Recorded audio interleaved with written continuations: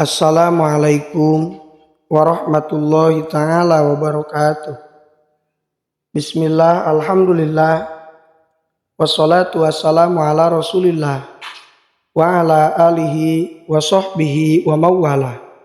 Amma ba'du. Allahumma salli ala sayyidina Muhammad wa ala ali sayyidina Muhammad. Syukur alhamdulillah kita bisa berjumpa kembali dalam channel ini. Semoga kita semua selalu ada dalam lindungan Allah Subhanahu wa Ta'ala, dipanjangkan umur, disehatkan jasmani dan rohani, senantiasa diberikan rizki yang berlimpah oleh Allah Subhanahu wa Ta'ala. Salawat dan salam semoga tetap tercurah limpahkan kepada baginda Nabi Shallallahu Alaihi Wasallam. Tidak lupa kepada keluarganya, kepada sahabatnya, kepada tabi'in tabi'atnya, juga sampai kepada kita semua selaku umatnya. Amin. Ya Allah, ya Rabbal Alamin. Sahabat beriman yang dirahmati Allah Subhanahu wa Ta'ala, kita semua telah memahami bahwa syarat sah diterimanya sebuah amalan adalah ikhlas dan ittiba. Ikhlas yaitu memurnikan maksud dan tujuan beribadah hanya kepada Allah Subhanahu wa Ta'ala dan hanya untuk Allah. Dan ittiba yakni meneladani, mencontoh Rasulullah Shallallahu Alaihi Wasallam. Namun usaha kita sebagai seorang mukmin tidak berhenti sampai di situ. Tugas kita bukan sekedar menyelesaikan sebuah amalan, karena ternyata ada tugas yang lebih berat dan tidak kalah penting dari sekedar beramal, yaitu mempertahankan pahala amalan agar tidak terhapus sia-sia. Sahabat beriman, karena seikhlas apapun kita beramal, sebaik apapun kita telah berusaha mencontoh Rasulullah Shallallahu Alaihi Wasallam, tetap saja potensi terhapusnya pahala sangat bisa terjadi pada semua orang. Oleh karenanya, kita harus terus mengingatkan diri kita, keluarga kita, dan kaum muslimin agar tidak sekedar puas setelah beramal. Lebih dari itu, kita berharap agar Allah menerima amalan kita, serta kita merasa takut apabila amalan kita tidak diterima. Sahabat beriman yang dirahmati Allah Subhanahu wa Ta'ala, berikut ini ada beberapa perkara yang bisa mengurangi bahkan menghapus pahala amalan. Untuk itu, simaklah video ini sampai akhir dan jangan lupa untuk menekan tombol subscribe, like, komen dan juga share sebanyak-banyaknya, dan aktifkan selalu lonceng notifikasinya agar tidak ketinggalan hal-hal terbaru yang kami update dalam channel ini. Semoga kebaikan sahabat semua dibalas oleh Allah Subhanahu wa Ta'ala.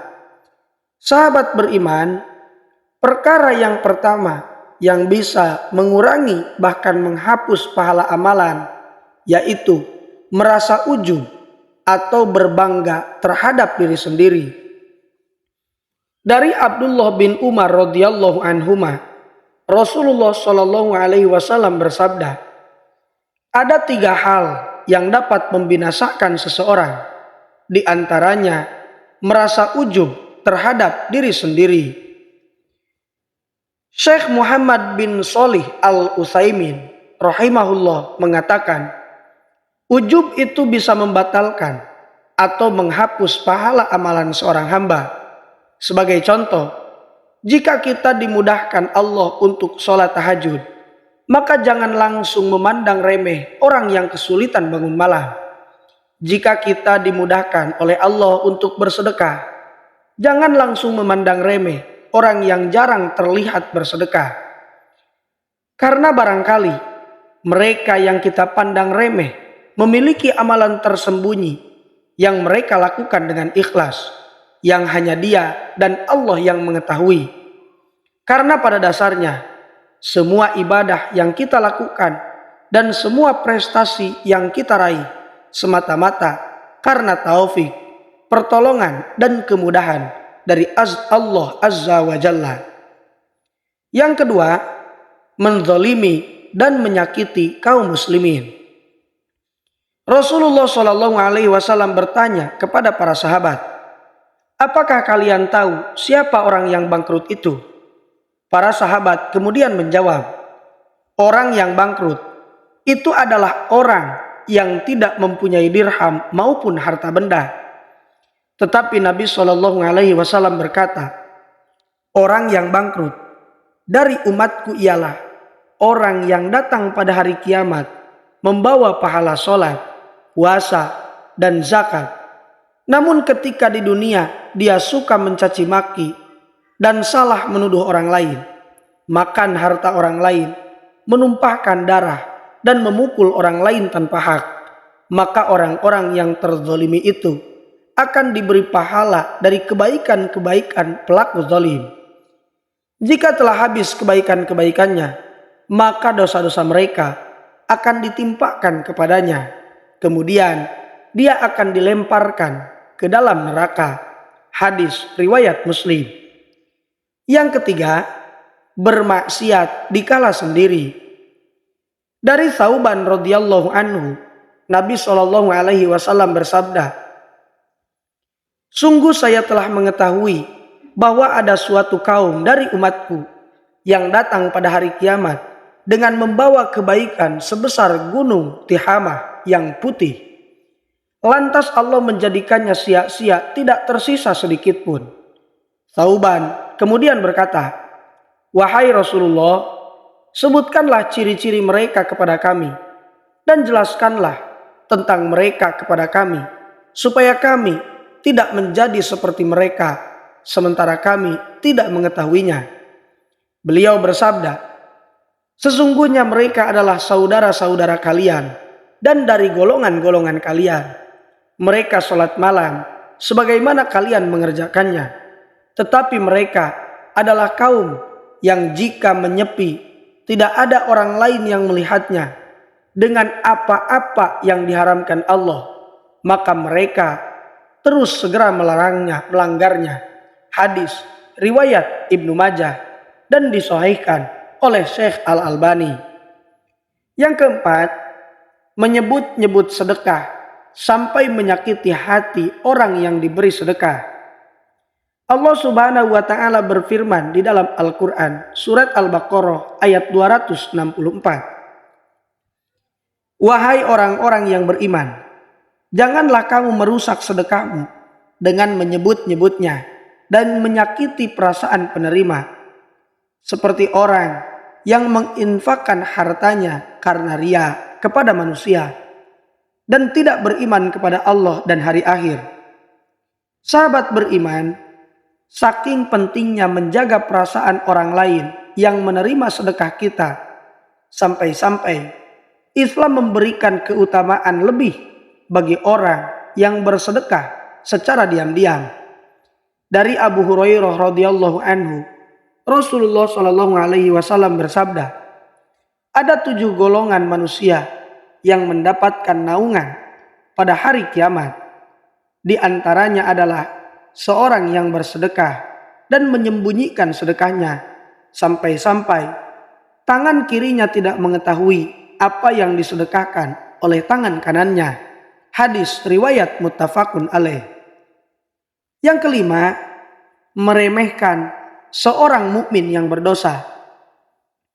Di antara perkara yang dapat mengurangi bahkan menghapus pahala amalan adalah meremehkan seorang mukmin yang berdosa dengan mengatakan bahwa orang seperti fulan tidak mungkin diampuni Allah Azza wa Jalla dengan menyebut individu orang tersebut. Dari Jundab bin Abdillah Al-Bajali, Rasulullah Shallallahu Alaihi Wasallam pernah bercerita, pada suatu ketika ada seorang yang berkata, demi Allah, sesungguhnya Allah tidak akan mengampuni si fulan. Sementara Allah berfirman, siapa yang bersumpah dengan kesombongannya atas namaku, bahwasannya aku tidak akan mengampuni si fulan, ketahuilah, sesungguhnya aku telah mengampuni si fulan dan telah memutuskan amal perbuatanmu. Kurang lebih begitulah sabda Rasulullah Shallallahu Alaihi Wasallam. Yang keenam, menyekutukan Allah. Allah Subhanahu wa Ta'ala berfirman, "Dan sesungguhnya telah diwahyukan kepadamu dan kepada nabi-nabi sebelum kamu, jika kamu berbuat syirik, niscaya akan terhapuslah amalmu, dan tentulah kamu termasuk orang-orang yang merugi." Quran Surat Az-Zumar ayat 65. Imam At-Tabari rahimahullah menafsirkan, maksudnya, jika engkau berbuat syirik kepada Allah, wahai Muhammad, maka akan terhapus amalanmu dan engkau tidak akan mendapatkan pahala, juga tidak akan mendapatkan balasan, kecuali balasan yang pantas bagi orang yang berbuat syirik kepada Allah. Sahabat beriman yang dirahmati Allah Subhanahu wa Ta'ala, kesyirikan adalah pelanggaran paling fatal kepada hak Allah Azza wa Jalla, sehingga Nabi Shallallahu Alaihi Wasallam yang terjamin maksum pun terkena ancaman dalam ayat ini. Apalagi kita manusia biasa yang penuh dengan dosa. Barangkali kita telah terhindar dari syirik besar, namun siapa yang menjamin kita bisa mengobati syirik-syirik dari dalam hati kita? Syirik-syirik kecil yang apabila dibiarkan akan berpotensi menjadi syirik besar. Wal iyadu billah. Sahabat beriman yang dirahmati Allah Subhanahu wa Ta'ala, mungkin itu saja yang bisa saya sampaikan. Semoga apa yang saya sampaikan bisa bermanfaat bagi kita semua. Mohon maaf apabila terdapat kesalahan. Wassalamualaikum warahmatullahi wabarakatuh.